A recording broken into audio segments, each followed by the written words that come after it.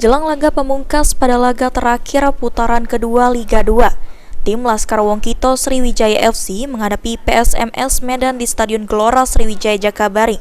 Skuad asuhan Henry Susilo telah melakukan uji coba lapangan. Pertandingan yang akan digelar pada hari Minggu 17 Desember akan menjadi penentu bagi kedua tim guna dapat melaju ke 12 besar atau playoff degradasi.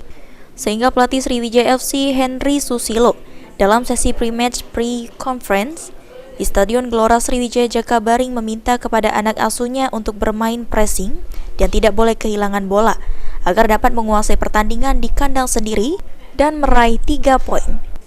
Selain itu juga Henry juga meminta kepada anak asuhnya semangat saat bertanding menghadapi PSMS Medan.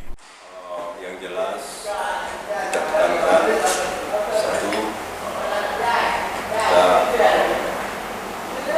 tim besok banyak main pressing dan jangan banyak kehilangan bola. Kalau kita melihat PSMS Medan sendiri, Coach, seperti apa?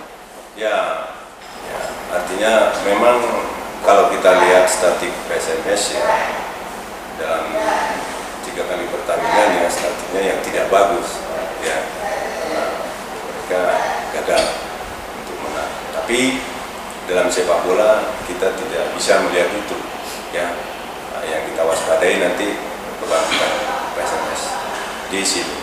Ya, untuk itu kita sudah sangat mempersiapkan diri lebih dari 10 hari. Saya pikir lebih dari cukup dan saya lihat juga antusias pemain dalam berlatih, semangatnya tinggi.